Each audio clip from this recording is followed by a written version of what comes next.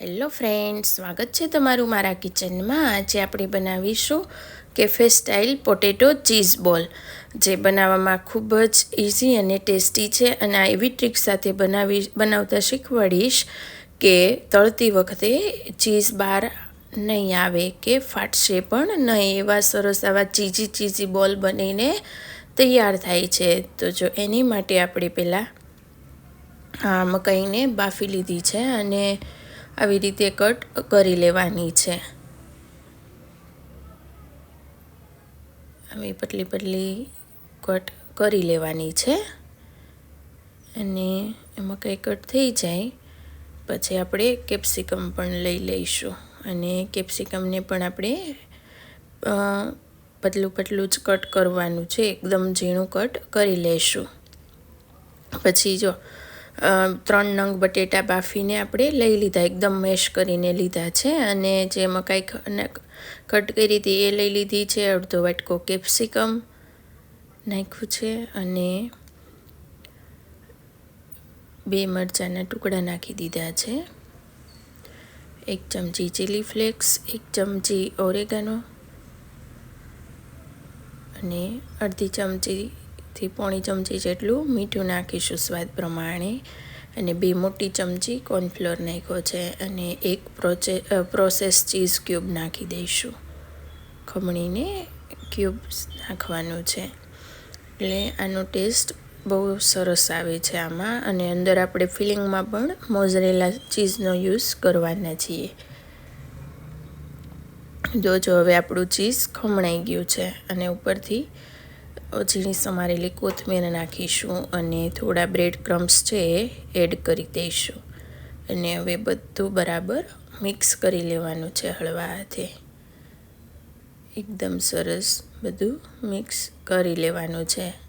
જો આવી રીતના આપણે મિક્સ કરવાનું છે।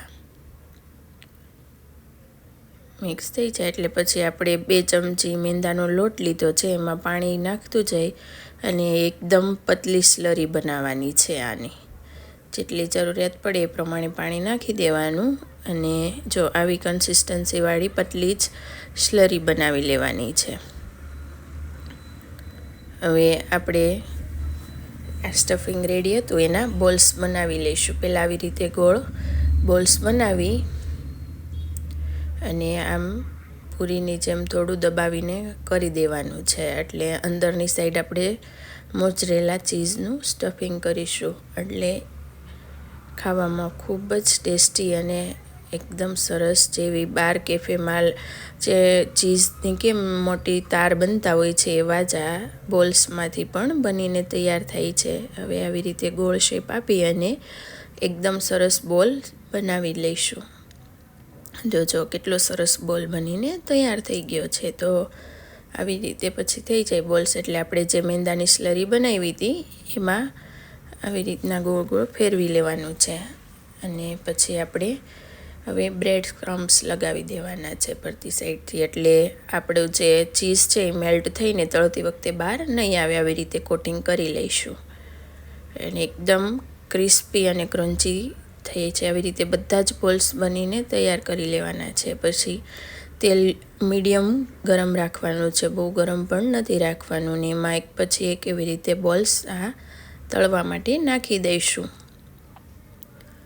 અને આમ જ તળાવા દઈશું અને ફેરવતું રહેવાનું છે ચમચાની મદદથી એક પછી એક બોલ્સને અને એકદમ ગોલ્ડન બ્રાઉન કલર ના થાય ત્યાં સુધી આપણે તળાવા દેવાનું છે, એટલે અંદર સુધી એકદમ ક્રિસ્પી સરસ થઈ જાય છે અને આપણું ચીઝ પણ બહુ સરસ મેલ્ટ થઈ જાય છે। જો હવે કલર પણ ચેન્જ થવા માંડ્યો છે, એકદમ ગોલ્ડન બ્રાઉન થાય ત્યાં સુધી આપણે ફેરવતા રહેવાનું છે અને તળાવા દઈશું એકદમ સરસ। તો જો તમે જોઈ શકો છો આપણા બોલ્સ કેવા સરસ તળાઈને રેડી થઈ ગયા છે।